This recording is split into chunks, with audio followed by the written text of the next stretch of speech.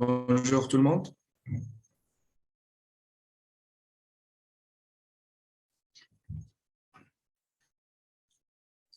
S'il vous plaît, est-ce qu'on peut commencer le cours? Je vois que il y a quand même 29 participants, 29 étudiants. Je pense qu'on pourra commencer.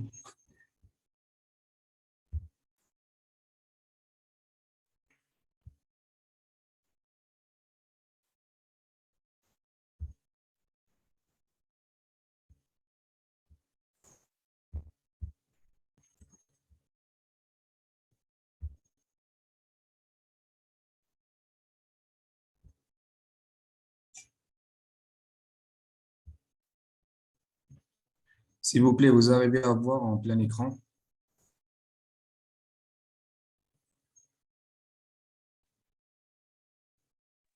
Oui, Donc, bonjour tout le monde. Aujourd'hui, on va essayer de voir ensemble des notions générales sur le système nerveux autonome, le système nerveux central. Ça sera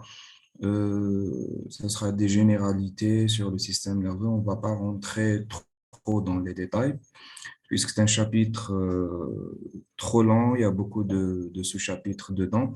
Donc, à votre niveau, on va essayer de revoir, c'est-à-dire l'anatomie, brièvement, la notion de neurotransmetteur, la fonctionnalité, comment le système nerveux central s'organise et c'est-à-dire quels sont les organes qui sont innervés et par quel système nerveux sont innervés et quel est le rôle de chaque système nerveux pour chaque organe. Donc, pour introduire, donc c'est un ensemble de mécanismes nerveux humoraux. Quand je dis humoraux, c'est-à-dire il y a la libération de certains glycopeptides, donc qui intervient dans la régulation de l'homéostasie. L'homéostasie, c'est-à-dire c'est tout ce qui assure l'équilibre du corps humain, c'est-à-dire la température, la tension artérielle, le débit de filtration. Donc c'est ça l'homéostasie.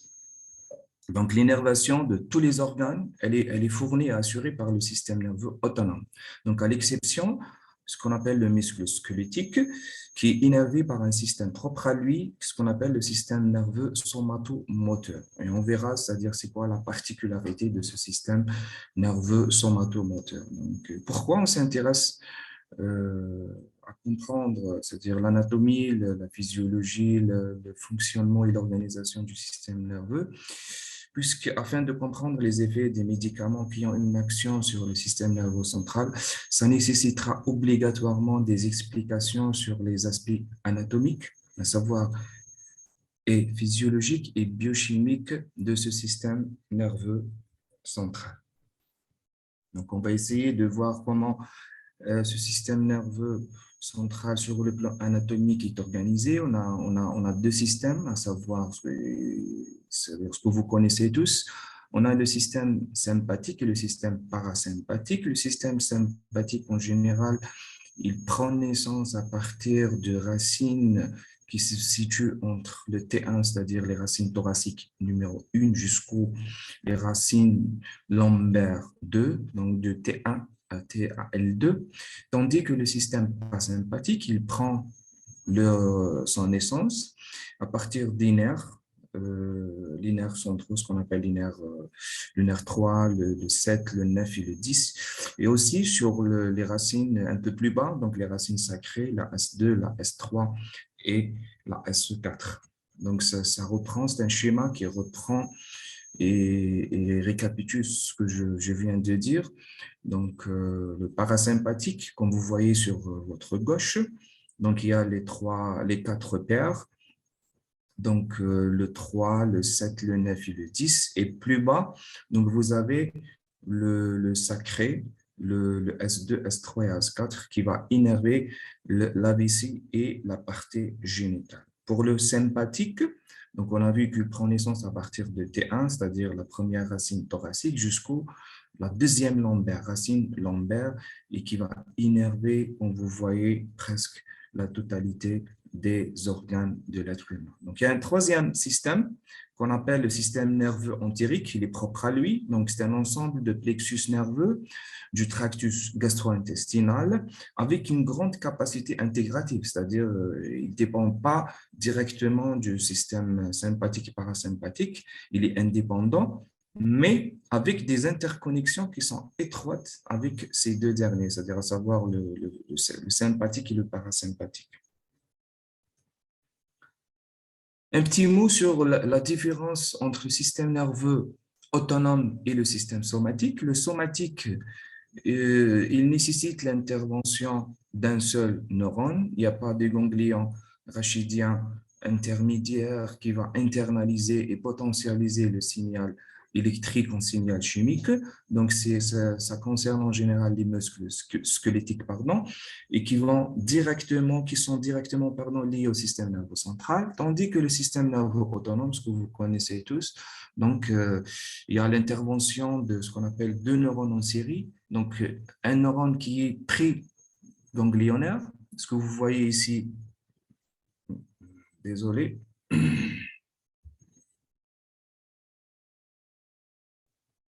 S'il vous plaît, l'animateur a désactivé le partage.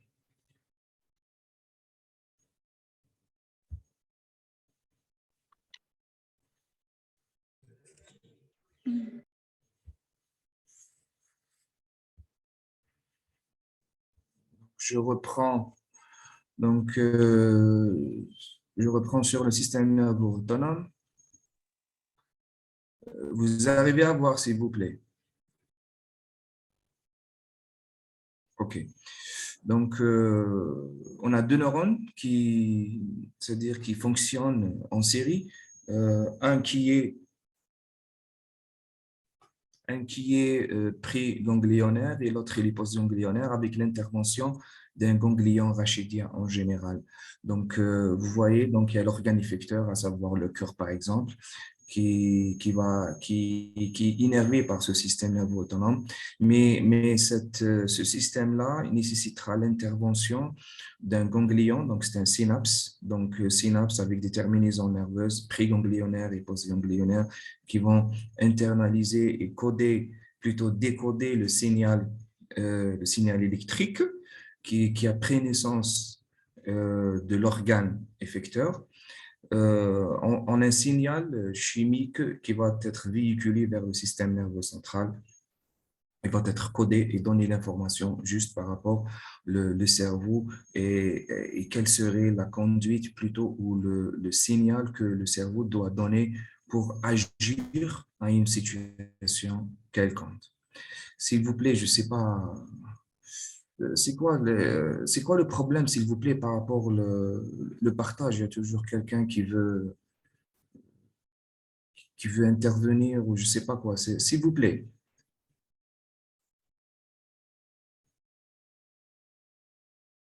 Allô?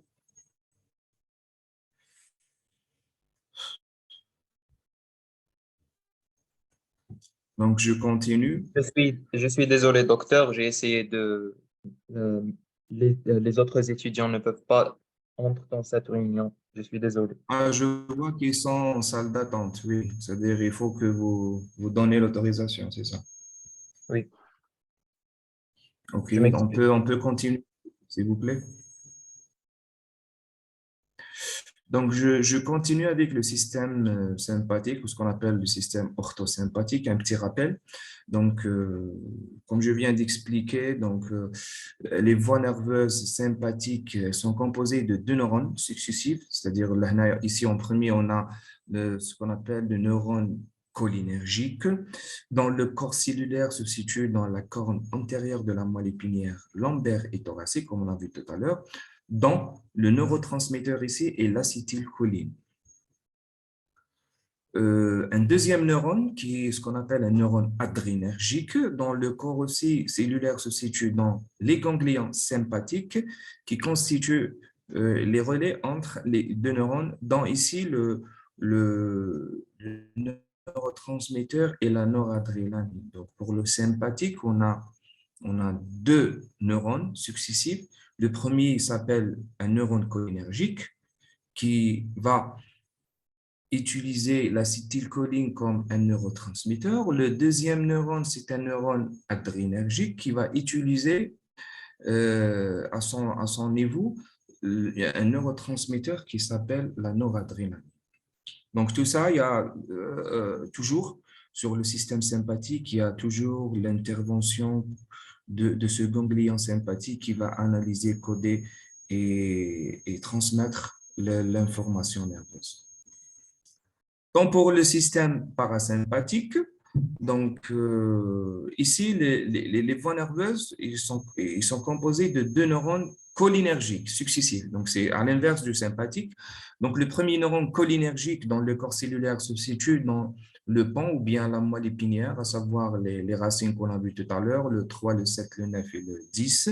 Aussi bien les nerfs sacrés S2, S3 et S4. Donc, le second neurone, il est aussi cholinergique. Dans le corps cellulaire se situe dans les ganglions parasympathiques, comme vous voyez en bas du schéma.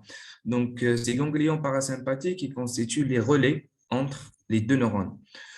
Ces ganglions-là sont souvent inclus dans l'organe innervé. Donc, vous voyez ici, donc c'est des ganglions qui sont à l'intérieur de l'organe innervé.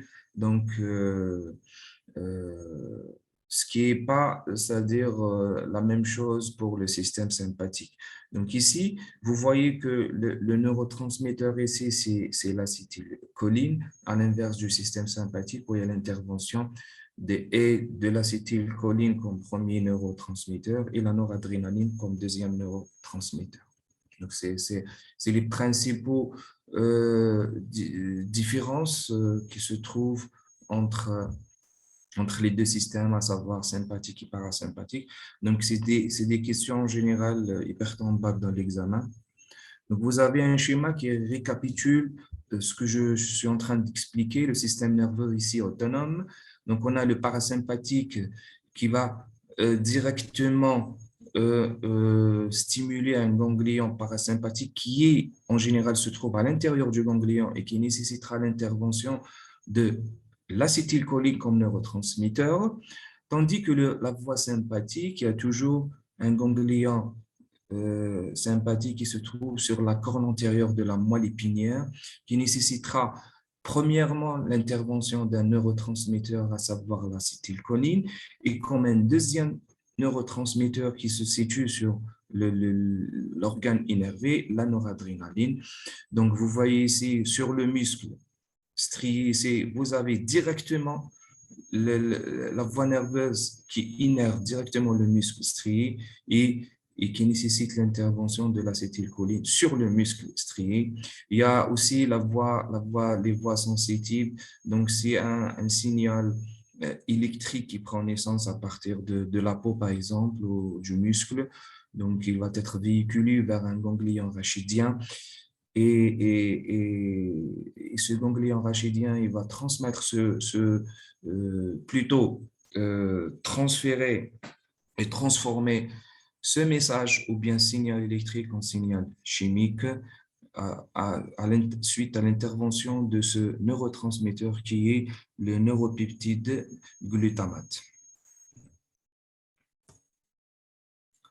Donc, le système sympathique, il est activé dans quelle situation? Donc, vous voyez ici un schéma qui reprend, c'est de la caricature que reprend en général les fonctions principales du système sympathique. On dit que le système sympathique, il est ergotrope, c'est-à-dire il produit de l'énergie. Donc, en récapitulant, c'est toutes les réactions de l'organisme qui permettent d'aboutir rapidement à un état d'activité qui est à la base plus élevé, propice au combat ou à la fuite. Donc, vous avez ici donc, le système sympathique qui est responsable de ces réactions, ou plutôt réflexes, à la fuite, par exemple, au combat. Donc, c'est ça, en général, la fonction principale du système sympathique. Tandis que le système parasympathique, vous voyez ici, c'est un homme qui se repose et qui mange. Donc, ce système, on appelle ça un système trophotrope. Donc, c'est les fonctions métaboliques, les fonctions de restauration d'énergie, aussi le système de reproduction de l'espèce aussi. Donc, ce système parasympathique, il est typique et propre. Il n'est pas tognonique je dirais toujours sur la population algérienne, hein. Donc, il assure ce qu'on appelle les trois fonctions, manger, dormir et se reproduire. Voilà. Donc, en général, vous gardez en tête le parasympathique, c'est nous, c'est les Algériens. Donc, les fonctions du système nerveux central, donc comme vous voyez ici sur votre gauche, donc c'est l'hypothalamus qui donne l'ordre, soit ce qu'on appelle, c'est-à-dire en anglais rest or digest, c'est le parasympathique, c'est-à-dire se reposer, manger. Donc, quand ce système parasympathique est activé, automatiquement, il y a le sympathique qui est inactivé ou qui sent, donc qui sent, c'est-à-dire c'est à l'état d'endormissement. Sur la droite, donc vous avez fly or fight, donc c'est-à-dire c'est la fuite ou le combat. Donc c'est le système nerveux sympathique qui est activé et parallèlement le parasympathique qui est inactivé. Donc c'est tout. Les deux systèmes-là assurent et conservent l'homéostasie face à toute modification, qu'elle soit interne ou externe. Donc, c'est un schéma que je trouve très récapitulatif et explicite par rapport, c'est-à-dire les deux fonctions, je dirais, opposées du système nerveux central, sympathique et parasympathique. Donc, un petit mot sur les neurotransmetteurs. Donc, la presque totalité des fibres afférentes du système nerveux central sont cholinergiques, dont l'acétylcholine et le neurotransmetteur. Au niveau préganglionnaire, donc les synapses qui rentrent entre les neurones pré- et postganglionnaires, donc il utilise en général l'acétylcholine comme neurotransmetteur sur des récepteurs qu'on appelle récepteurs cholinergiques. Donc, à cet endroit, l'acétylcholine agit en se fixant sur ces récepteurs, ce qu'on appelle les récepteurs nicotiniques. Pour le système plutôt au niveau post-ganglionnaire, donc le système parasympathique, elle est là, c'est-à-dire il a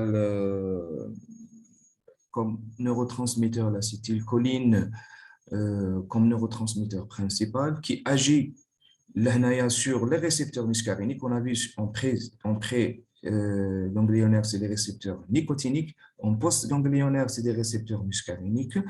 Tandis que le système sympathique, les neurotransmetteurs sont l'adrénaline et la noradrénaline qui agissent sur les récepteurs adrénergiques. Il y a aussi un autre organe qui sécrète ce qu'on appelle les catécholamines, la médule surrénale, qui libère un mélange d'adrénaline et de noradrénaline, qui est à l'origine embryologique, qui est semblable aux neurones sympathiques post-ganglionnaires. Les neurotransmetteurs, on a vu le système sympathique, il a l'adrénaline, la noradrénaline et la dopamine comme neurotransmetteur, tandis que le système parasympathique est là comme neurotransmetteur, principalement l'acétylcholine. Les récepteurs autonomes, donc les récepteurs cholinergiques, c'est-à-dire c'est selon l'alcaloïde utilisé pour leur identification, qu'ils soient muscariniques ou nicotiniques, donc il agit sur les récepteurs muscariniques M1 et M2, et agissent aussi sur les récepteurs nicotiniques, tandis que les récepteurs catécholamine ou adrénergique, il agit sur le récepteur alpha, qu'il soit alpha 1 ou alpha 2, ou bien sur le récepteur bêta, bêta 1 et bêta 2 adrénergique. On va essayer de voir à peu près le type de récepteurs avec leur localisation. Vous voyez, pour les récepteurs cholinergiques, pour les muscariniques, le M1, les récepteurs muscariniques M1, il se trouve sur le système nerveux central, tandis que le récepteur M2 muscarinique sur le myocarde, ils se répartissent sur le myocarde et les muscles lisses. Les récepteurs cholinergiques nicotiniques, ils se retrouvent sur les ganglions autonomes, sur la plaque neuromusculaire et aussi sur la moelle osseuse, plutôt la moelle épinière, pardon. Donc les récepteurs adrénergiques, les récepteurs alpha 1 adrénergiques, ils se trouvent sur les cellules effectrices postsynaptiques des muscles lisses, les alpha 2 sur les fibres terminales présynaptiques adrénergiques, sur les plaquettes et les pocytes. Aussi, les alpha 2 se trouvent sur les muscles lisses. Les bêta-1 sur les effecteurs postsynaptiques, spécialement dans le cœur, les lymphocytes et le cerveau. Les bêta-2 se trouvent sur les effecteurs postsynaptiques du muscle lisse surtout. Et les récepteurs dopaminergiques, ils se trouvent principalement sur le cerveau, le muscle lisse vasculaire, splanchnique, le cœur, le système gastro-intestinal. Donc aussi, c'est des questions hyper tombables dans l'examen sur la répartition, la localisation en fonction du type des récepteurs. Voilà. Donc ici, on va essayer de parler de la biochimie et le métabolisme de l'acétylcholine. Comme vous voyez ici sur votre gauche, il y a le ganglion présynaptique cholinergique. Donc, la synthèse de l'acétylcholine, elle commence à partir de ce qu'on appelle l'acétate et la choline, suite à l'intervention de plusieurs enzymes qui se trouvent à l'intérieur de la terminaison nerveuse. Donc, à savoir principalement la choline acétyltransférase vont donner naissance à ce qu'on appelle à l'acétylcholine ici, qui va être libérée, se fixer sur le récepteur postsynaptique. Il va transmettre euh, ce signal chimique, plutôt ce signal électrique en signal chimique. Après avoir stimulé le récepteur postsynaptique et donné, c'est-à-dire assurer la continuité de ce message nerveux, il va être ce qu'on appelle alternalisé et récupéré via des ports sodium dépendants. Il va être, c'est-à-dire scindé en choline et acétate afin de, c'est-à-dire d'assurer un autre cycle pour la synthèse de nouveau de l'acétylcholine. Donc, un petit mot sur les neurones. Donc, les neurones présynaptiques et postsynaptiques d'une synapse chimique, c'est-à-dire elles ne se touchent pas. Donc, il y a toujours cet espace entre le neurone présynaptique et le neurone postsynaptique. Donc, ils sont séparés par une fenêtre, plutôt une fente synaptique remplie du liquide extracellulaire. Donc, lorsque ce signal électrique arrive au niveau du bouton synaptique d'un neurone présynaptique, il est transformé, comme je viens d'expliquer, en signal chimique. Donc, ceci se traduit par la libération des neurotransmetteurs dans la fente synaptique. Donc, le neurone, à son tour, le neurone postsynaptique reçoit ce signal chimique et génère à son tour un signal électrique. Donc, toutes ces cascades-là d'événements de processus durent, c'est-à-dire c'est tellement rapide, donc c'est 0,5 millisecondes, et définit ce qu'on appelle le délai synaptique. Un petit mot sur la synthèse des catécholamines. Donc, les catécholamines, elles prennent naissance à partir d'une molécule qu'on appelle le phénylalanine.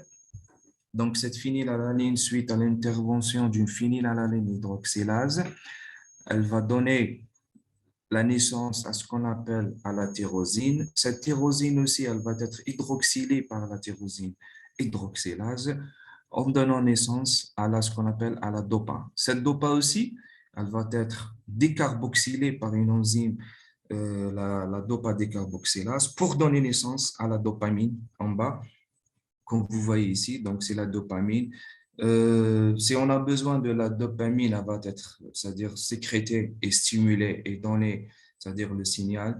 Si on a besoin de la noradrénaline, il y a l'intervention de la dopamine hydroxylase qui va donner naissance à ce qu'on appelle la noradrénaline. Et si on a besoin aussi de l'adrénaline, il y a aussi l'intervention de cette enzyme sur la noradrénaline, ce qu'on appelle la noradrénaline N-méthyltransférase, afin de nous donner l'adrénaline comme produit final qui va assurer ces fonctions. Donc, la synthèse, plutôt le déficit, je reprends ici le déficit de cette peptidoglycane, ce qu'on appelle le phénylalanine, donne naissance à une maladie, ce qu'on appelle la phénylcétonurie. Donc, c'est une maladie qui est génétique, qui est très fréquente. Elle touche le métabolisme aussi de la phénylalanine hydroxylase. Donc, c'est cette enzyme qui est déficitaire. Donc, c'est quoi comme, c'est-à-dire comme conséquence? Donc, le phénylalanine, il va s'accumuler dans le sang et le cerveau. Il va donner, c'est-à-dire des symptômes qui sont, c'est-à-dire très, très graves, à savoir principalement, c'est-à-dire un retard mental euh, sur l'enfant. Donc, comme je viens d'expliquer, on a ici toujours la terminaison nerveuse, la tyrosine, donc qui va être transférée soit à la dopamine, soit à l'adrénaline ou bien à l'adrénaline qui va être, c'est-à-dire libérée ici sur la fente synaptique, se fixer sur les récepteurs postsynaptiques adrénergiques afin d'exercer leur effet. Et comme c'est-à-dire la biosynthèse de l'acétylcholine, cette adrénaline ou dopamine plutôt, elle va être récupérée par la terminaison présynaptique afin, c'est-à-dire de participer à un nouveau cycle de signal nerveux. Voilà. Donc, les catécholamines qui sont métabolisées, ce qu'on appelle par les MAO, et les comptes. Donc, vous avez ici donc, la dopamine ou la noradrénaline ou l'adrénaline. Donc, suite à l'intervention soit de ces enzymes-là, donc la monoamine oxydase qui va donner naissance à ce qu'on appelle la dopacétalide, dopacétate, qui va donner par la suite naissance à ce qu'on appelle à la homovanillate.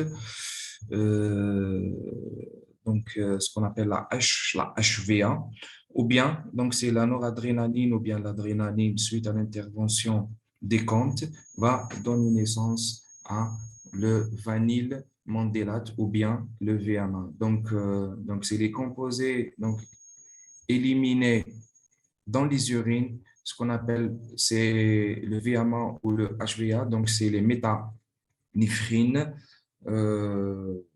qui sont, c'est-à-dire c'est-à-dire le résultat d'une cascade enzymatique, soit c'est-à-dire des enzymes, les MAO ou bien les CAMT, qui vont agir soit sur la dopamine, la noradrénaline ou l'adrénaline. Donc, c'est quoi ces catécholamines-là? On les trouve dans quelle pathologie, par exemple?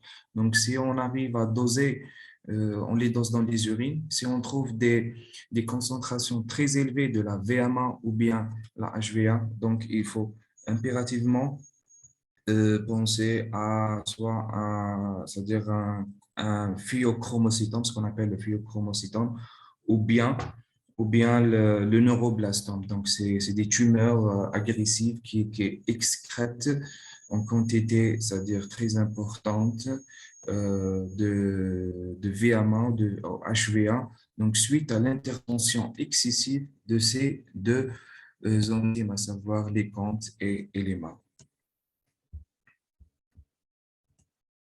Donc, comment le système nerveux autonome s'organise? Donc, à peu près, c'est-à-dire que c'est l'action du système nerveux sur les différents organes. Donc, le système sympathique, comment il agit sur le cœur? Donc, en général, c'est l'accélération et la stimulation des différentes fonctions cardiaques, donc à savoir inotrope positif, chronotrope positif, bathymotrope positif et dromotrope positif.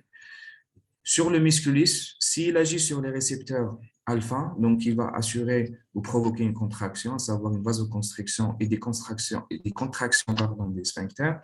Sur les récepteurs bêta-2 adrénergiques, va provoquer, donc vous voyez ici, donc c'est l'antagoniste du alpha, donc un relâchement, à savoir une vasodilatation et une bronchodilatation. C'est ça ce qu'on appelle l'homéostasie, c'est-à-dire assurer l'équilibre entre deux fonctions totalement opposées. Donc, sur les glandes endocrines, donc il augmente les sécrétions des différentes glandes endocrines. Le parasympathique, vous voyez ici sur le cardiaque, sur le cœur, donc il assure un ralentissement des fonctions cardiaques, donc c'est-à-dire à l'encontre du système sympathique. Sur le musculus, il provoque des contractions, donc sur la paroi, par exemple, gastro-intestinale, un relâchement, par exemple, sur les sphincters gastro-intestinaux. Sur les glandes endocrines, aussi, il provoque des sécrétions. Il a une action antagoniste sur le cœur, comme je viens d'expliquer. Il a aussi, le système parasympathique, une activité complémentaire, à savoir sur les glandes salivaires. Le système sympathique, il assure un état de viscosité, tandis que le système parasympathique, il assure un état de fluidité. Il a aussi une action synergique sur, par exemple, le diamètre de la pupille. Le système sympathique, il provoque des contractions sur le muscle radial, une mydriase, le parasympathique, une contraction sur le muscle sphinctérien qui va donner, c'est-à-dire naissance à un myosis. Et je termine par ce tableau qui récapitule, c'est-à-dire les fonctions des deux systèmes, le sympathique et le parasympathique, sur les organes effecteurs.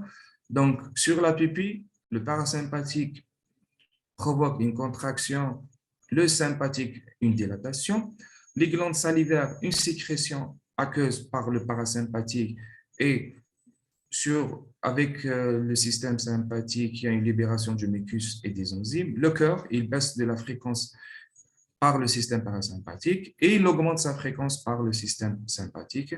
Donc, les artérioles et les veines, il n'y a aucune action du parasympathique, tandis le sympathique assure une constriction ou une dilatation. Donc, c'est le sympathique qui assure les deux fonctions antagonistes. Le poumon, une bronchoconstriction par le parasympathique, une bronchodilatation par le système sympathique. Donc, le tube digestif, il y a une motilité et une sécrétion qui est augmentée par le parasympathique avec l'inverse, avec le système sympathique. Le pancréas endocrine, le parasympathique augmente la sécrétion d'insuline, tandis que le sympathique baisse cette sécrétion. Le pancréas exocrine, le parasympathique augmente la sécrétion enzymatique, tandis que le sympathique diminue cette sécrétion. Les reins, le parasympathique n'a aucune action, tandis que le sympathique augmente la sécrétion de la rénine-angiotensine. La vessie, il favorise la miction par le parasympathique et il favorise la rétention, c'est l'inverse, donc par le sympathique. Les organes sexuels, le parasympathique assure la fonction de l'érection, le sympathique assure la fonction d'éjaculation. L'utérus, donc elle est variable selon la phase du cycle par le parasympathique et aussi pour le sympathique. Le tissu adipeux, le parasympathique n'a aucune action. Par contre, le sympathique assure un catabolisme lipidique. Sur les glandes pseudo-ripares, donc le parasympathique n'exerce aucun effet, tandis que le sympathique assure la fonction de sudation. Je ne sais pas, est-ce que vous avez des questions?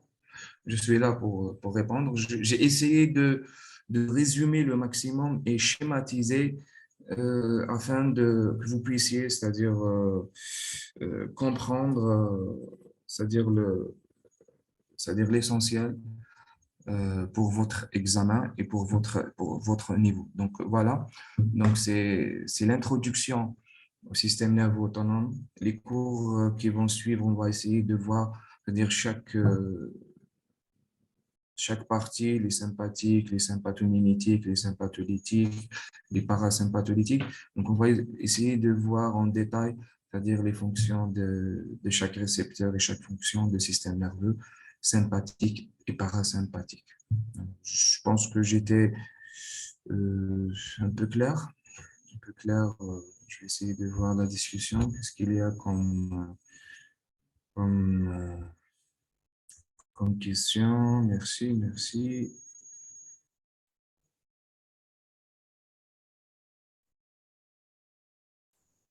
Voilà, je pense qu'il n'y a pas de questions. Oui, comme d'hab, je vais essayer d'envoyer le cours. Voilà, comme d'hab. Voilà. Donc, s'il n'y a pas de questions, je vous souhaite une bonne après-midi. Je vous enverrai le cours avec votre délégué et bon courage. Voilà. Merci.